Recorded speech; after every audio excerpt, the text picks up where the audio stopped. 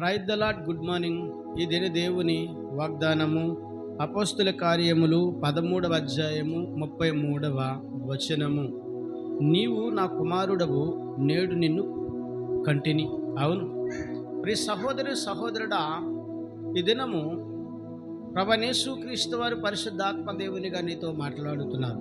నీవు నా కుమారుడవును, కుమార్తెవును, నేను మిమ్మల్ని కంటిని. అవును, కుమారుడు అనగా వారసత్వం కలిగిన వాడు.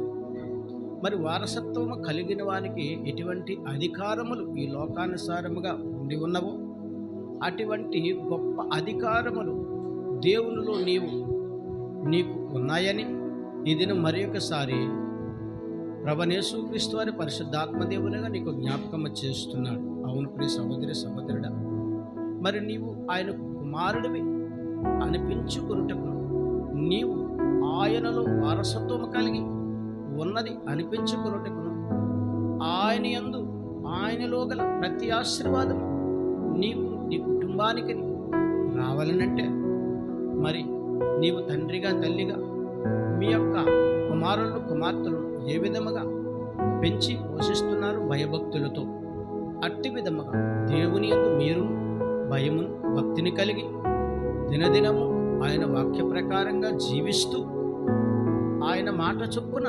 నడుచుకున్నట్లయితే మరి నీవు ఆయన కుమారుడు కుమార్తె అనిపించుకుంటావు కనుక ఆయనలో ఉన్న ప్రతి ఆశీర్వాదము, ఆయన యొద్దన ప్రతి ఐశ్వర్యము నీకు ఇచ్చి నిన్ను ఘనపరుస్తానని, నిన్ను ఉన్నతమైన స్థితికి తీసుకుని వెళతానని ప్రభువైన క్రీస్తు వారి దినము నీతో స్పష్టంగా మాట్లాడుతుండగా మరి నీవు ఆయన కుమారుడు అనిపించుకునే అర్హతను, నీవు ఆయన కుమార్తెవు అనిపించుకునే అర్హతను పొందుకొనవలనంటే దినదినమైన సన్నిధిలో ప్రార్థించి స్తుతించి వేడుకొనుని ఎడల ఆయనను దీవించి ఆశీర్వదిస్తానని ఈ దిన వాగ్దానం ద్వారా దేవుడు నీతో మాట్లాడుతున్నాడు. ఆమేన్.